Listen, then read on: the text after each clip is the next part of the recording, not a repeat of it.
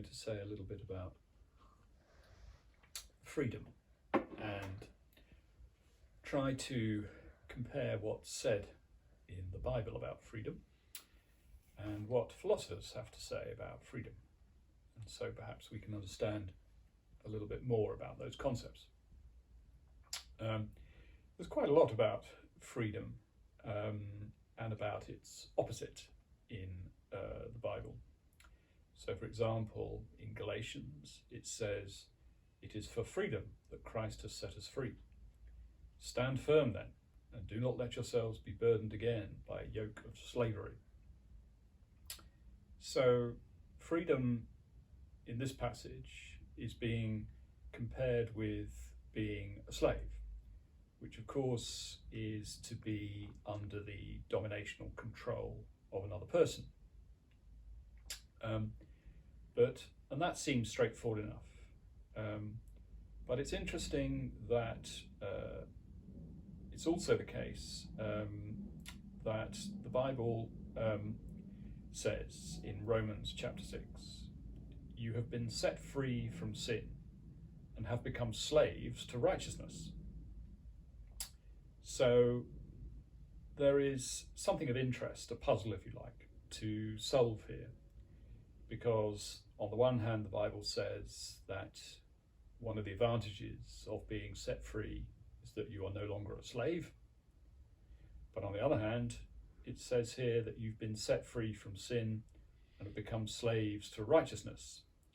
So it looks superficially, or on the face of it, as if you're exchanging one kind of slavery for another.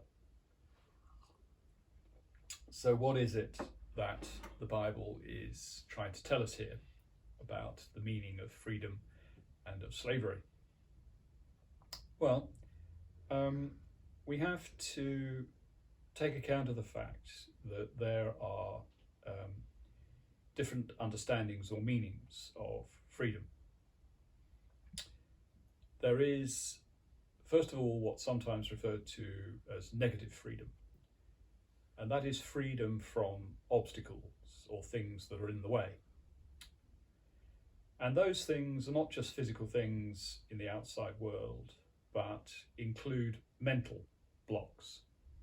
So fear is a blockage, an obstacle that may result in us losing or having less freedom, for example. Or addictions, for example, may leave us with less freedom than we would otherwise have because they dominate our thoughts and dictate our behaviour. So in that sense, of course, the Bible has a good deal to say about freedom. Because in the Bible, living a life of sin is regarded as being unfree. That kind of devotion, if you like, to sinful practices is regarded as an obstacle for freedom rather than being a manifestation of freedom. And that, of course, is an enduring theme for many people. So on the one hand, we have negative freedom from obstacles. And so we have the idea that indulging in sin is far from being free. It is actually a kind of slavery from which, in an ideal world, through Christianity and belief, we would be set free. So we need to keep that in mind. Secondly, a second sense of freedom is positive freedom.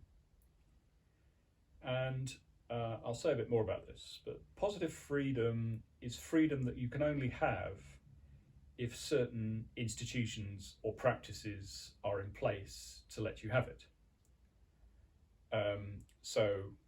To give a silly example, you're not really free to be an astronaut unless there are the means to train and fly out into space.